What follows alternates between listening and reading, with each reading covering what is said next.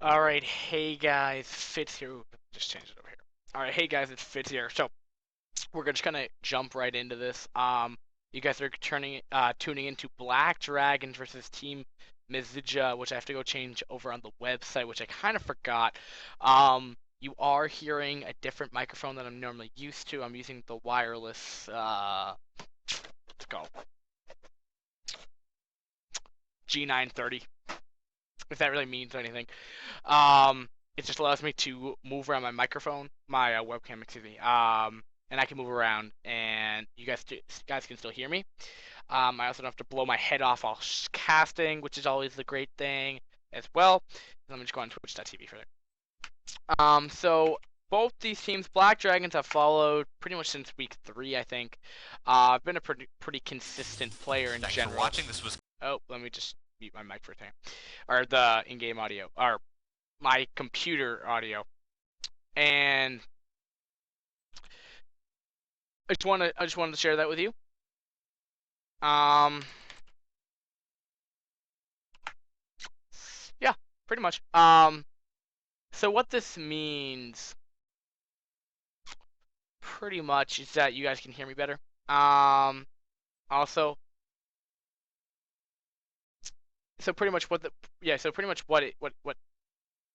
Well, wait a minute.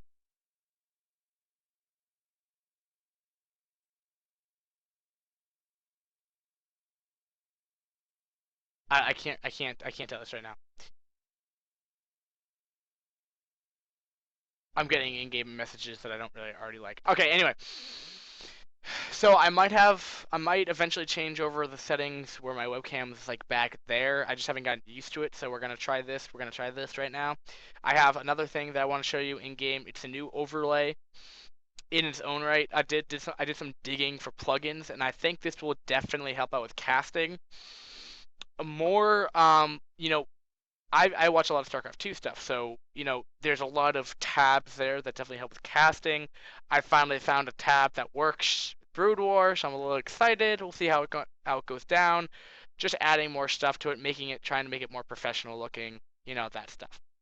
And I think I even upped the resolution up to 480p. Yeah, instead of like some lower.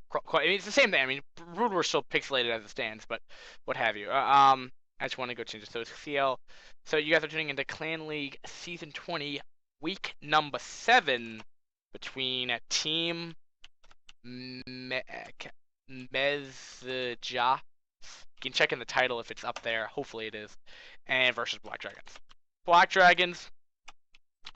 Well, if I go down to the, just for like some pregame talk right here, I'm trying to think. So Clan League, I mean, meSiJa's number top 2. It's gonna be hard for Black Dragons to come back.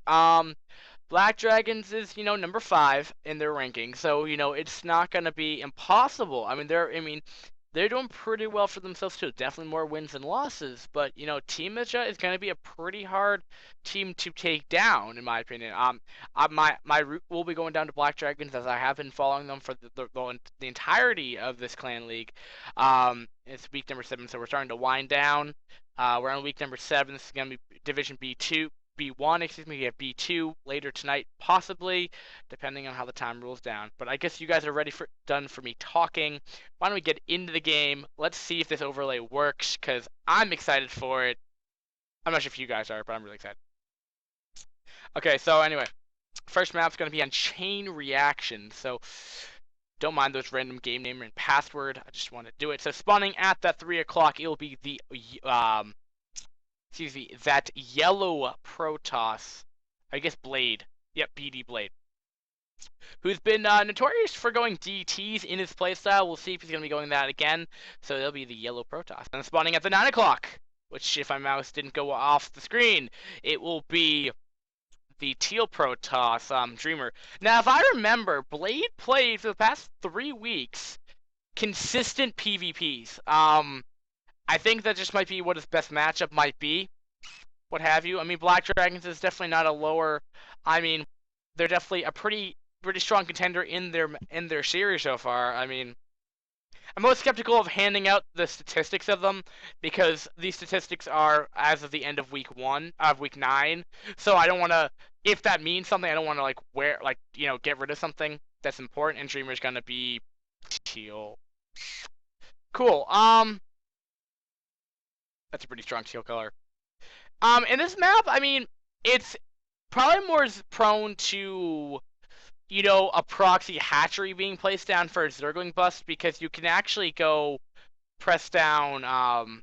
These rocks are stacked, so they're gonna be a little harder to kill. But these mineral patches do have 40 minerals, so you can put like a proxy nexus if you wanted. I don't think we'll see that this game. I think it requires too much, and the nature of PvP anyway is so fast paced, and you really can't cut. If you're gonna cut a corner, you need to do that cutting tech down in order to really hit that. So we'll see how it's gonna go down. I feel like my in-game audio is a little too loud. Okay, I'm gonna lower that down a little bit. Okay. So it looks like we're gonna be seeing gas opening with gateway coming down right now. And what are we seeing? It looks like we see a gateway coming down, no gas. It looks like a 2-gate pressure into it expand potentially just by the positioning of these gateways. So we'll see how that's gonna go down. I hope it works for sure, but and boom, you guys want to check this out? New overlay. If it works. And if it wants to work. Okay, bam! Check it. Except that's me. Okay. It'll eventually change. And then we change it one more. Alright, so we can actually I don't know what UPM and RPM means, but what this does show is the probe count and what they're building. Now, eventually I'll go into the unit tabs, but I thought I'd just leave it just until we have engagements going down. I think it just helps a little bit for the viewership. If it doesn't, feel free to write in chat, which I need to open, if you do not like it. But I think we could just tell like what their build orders are going to be because of this, so we'll see how it goes down, of course.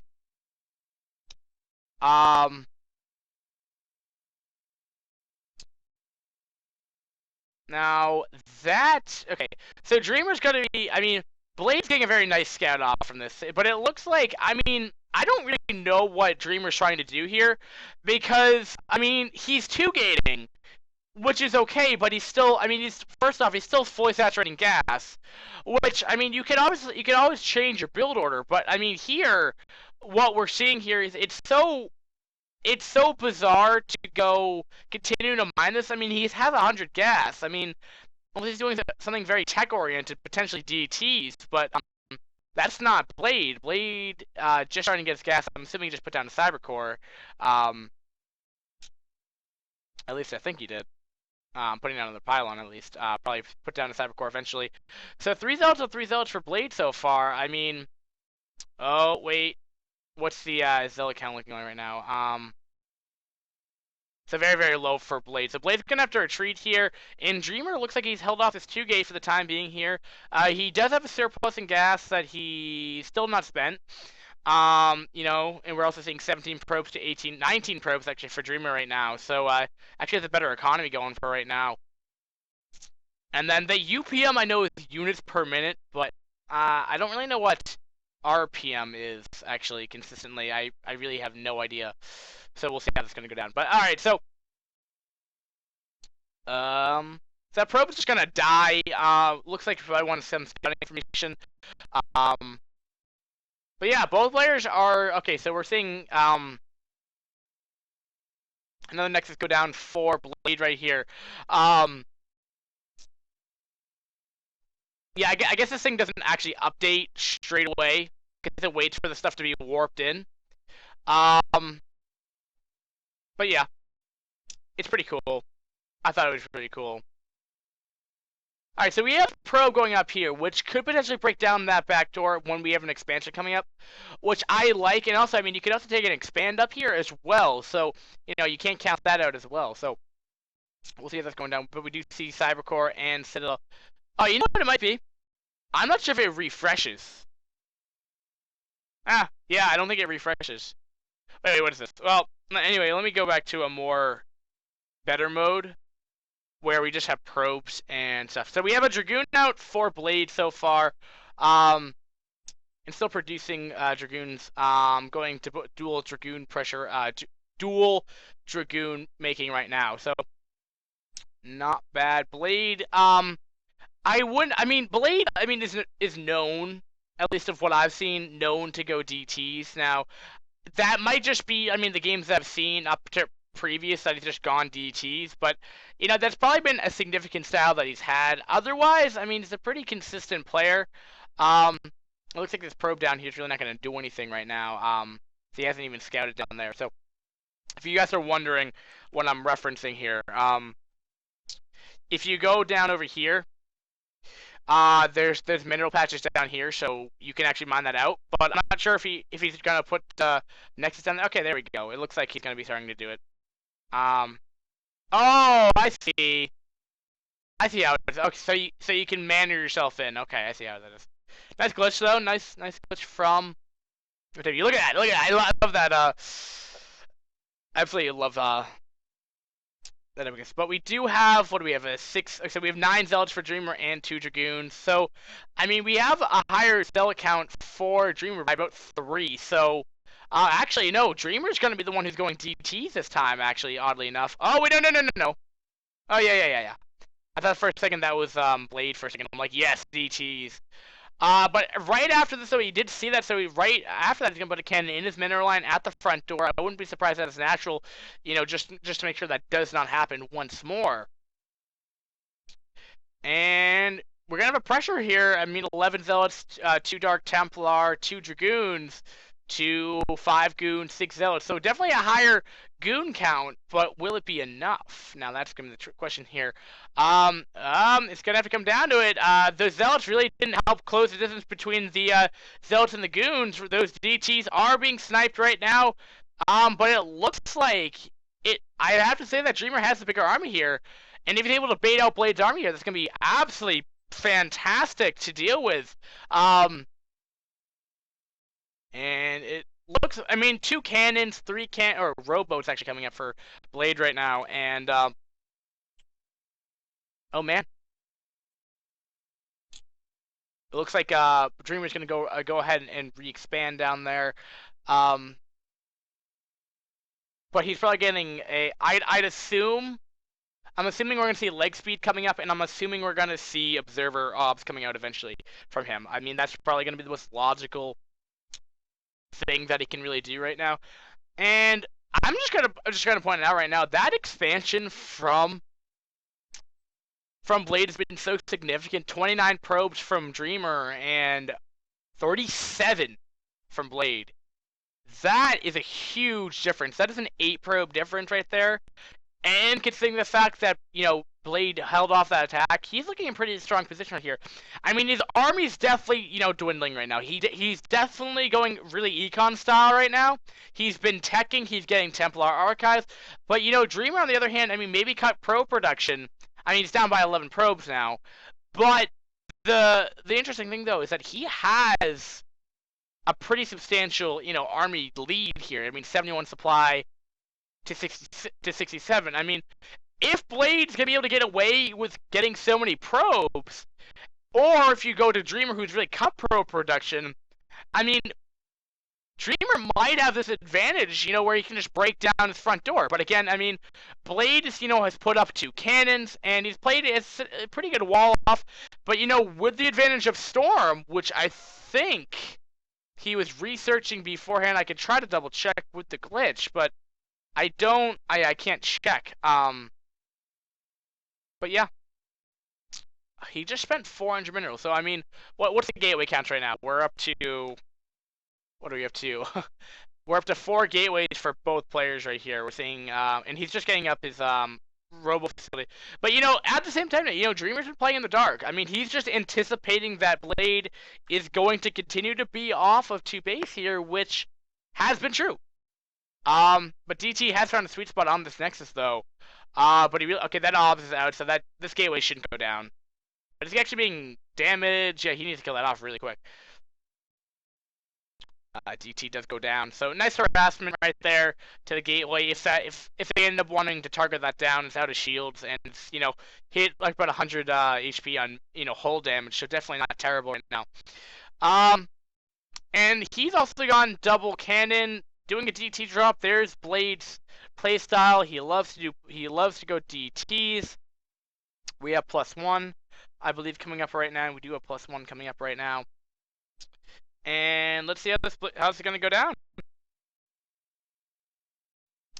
Gonna be target firing down the cannons. Will it be enough? I guess it will not, and they will just be able to start hitting off tech. And not only this, though, they know the timing of a lot of this tech structures. And, I mean, he realized that there's no obs, though. Like, this robo is significantly delayed. He's not gonna get the robo, but, I mean, he's done. He's lost. I mean, by the little, mining time that he has, with, the 38 probes to 50, I mean, we've seen a pretty economic advantage. 51. Blade is getting a lot of probes here now. Again, this is my first game ever using this tool, so it's a little how do you say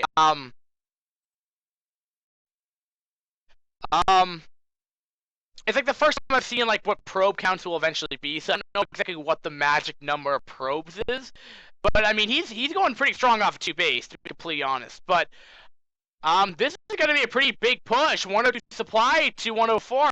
So it looks like that Blade's economy is finally going to be kicking in here, but he has a good amount of his zealots not in position here. It looks like he knows his push is coming. He does not have enough for Storm. That High Templar may get, killed off here. And nice Storm going down right there. And, and this is one of the bad parts about having a wall off. Storm is so much more effective. SSLs cannot really get around. Nice Storm's going down right there. 87 supply, 296. So Blade's still going pretty strong here. Does the 2 cans in the back. If he just, falls back to that, it should be okay. But he has a good handful of Zealots here, and it should be able to clean this up as the cans are in the back. And he does have +1 compared to 0 for Dreamer right here. Dreamer's that +1's about to kick in right now, though. Is Blade going to continue to get upgrades? No, he only has 1 forge up. Dreamer also only has 1 forge up, and it's going to be, yeah. I mean, just looking at the harvesters, I mean, this might be a little excessive for 2 base. I think he stopped. He stopped pro production. So yeah, he has a very very good economy going down here. But I mean, in a way, it doesn't really matter at this point because I believe it's 15 probes for like 15 harvesters to fully saturate a base. At least that's what Zerg players tell me. So when you have like 56, it doesn't normally matter. But we'll lose a Dragoon right there, and it looks like Blade's gonna be blowing across the map right now. And Black Dragons are looking pretty. I mean, Blade's been playing this very, very well this game. I mean, he's a significant amount of probes. He's gotten good scouting information. He did a DT drop, almost killed off the Robo, and not overall bad. I mean, also if you're looking at the this tab right here, we can see that there's 13 Dragoons, 1 High Templar, and 5 Zealots to 17 Zealots, 12 Dragoons, 3 High Templar, a Shuttle, and Obs. Like, it's pretty significant. But we do have this hidden base coming for Dreamer down at that 5 o'clock, so definitely not bad at all. And here we go. Blade's going to be going for it, or what it appears to be. I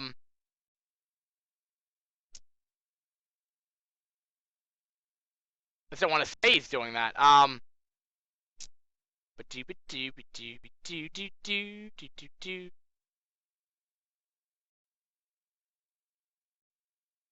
just want to pause this for a second. I need to restart my stream.